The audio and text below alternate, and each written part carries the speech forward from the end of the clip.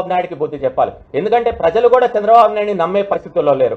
గతంలో కూడా ఎన్నోసార్లు కూడా మేము కూడా కొన్ని వైసీపీ వైఫల్యాల మీద మాట్లాడాం. కానీ వైసీపీ వైఫల్యాల కంటే కూడా వైసీపీ ఫలాలు ఎక్కువ ఉన్నాయని చెప్పి కూడా చాలా మంది ప్రజలు చెప్పుకుంటూ వస్తున్నారు.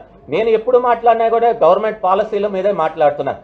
నిజంగా చూస్తే ఒక 2-3 నెలల నుంచి కూడా వేవ్ రాష్ట్రం మొత్తం కూడా మారిపోయింది. నిజంగా చెప్పాలంటే వైఎస్ఆర్సీపీ ప్రభుత్వం మళ్ళీ ఈసారి ఏర్పడుతుందనే నమ్మకం కూడా గట్టిగా అందరిలో వచ్చింది. ప్రజలు కోరుకుంటున్నారు. మార్పు అయితే మాత్రం ప్రజలు కోరుకోవట్లేదు. మళ్ళీ కూడా ముఖ్యమంత్రి శ్రీ జగన్మోహన్ రెడ్డి గారే వస్తారని కూడా అందరూ కూడా కోరుకుంటున్నారు.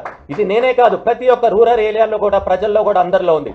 చిన్న చిన్న ఎక్కడన్నా ప్రభుత్వం ఉంటే కనుక తప్పకుండా ప్రభుత్వ వ్యతిరేకత అనేది కొద్దిగా ఉంటుంది. కానీ వ్యతిరేకత కంటే కూడా లాభం ఎక్కువ ఉందన్న దగ్గరే కూడా ప్రజలు కూడా సముఖంగా ఉంటారు.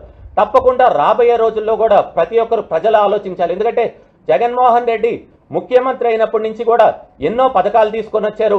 బడుగు బలహీన వర్గాలకి అండగా ఉన్నారు. నా ఎస్సీ, నా బీసీ, నా మైనారిటీ అని ఏకైక ముఖ్యమంత్రి ఎవరు ఉన్నారంటే అది జగన్మోహన్ రెడ్డి గారే.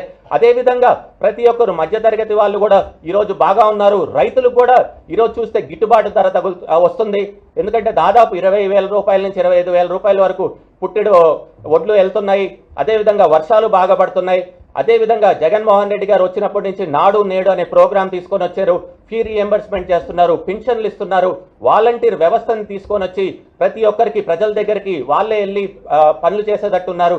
అదేవిధంగా సచివాలయాలు కూడా ఓపెన్ చేశారు. గతంలో మనం కలెక్టర్ ఆఫీస్కో, ఎంఆర్ఓ ఆఫీస్కో, ఆర్డీఓ ఆఫీస్కి వెళ్ళాలి. ఇప్పుడు అవన్నీ లేకుండా మన సచివాలయంకి వెళ్తే పనులు కూడా అవుతున్నాయి. తప్పకుండా ప్రజలు కూడా ఆలోచించాలా. ఎందుకంటే ఎక్కడ చూసినా కానీ అభివృద్ధి లేదంటున్నారు. కానీ అభివృద్ధి అయితే మనకి నెల్లూరులో కూడా బాగా కనపడుతుంది.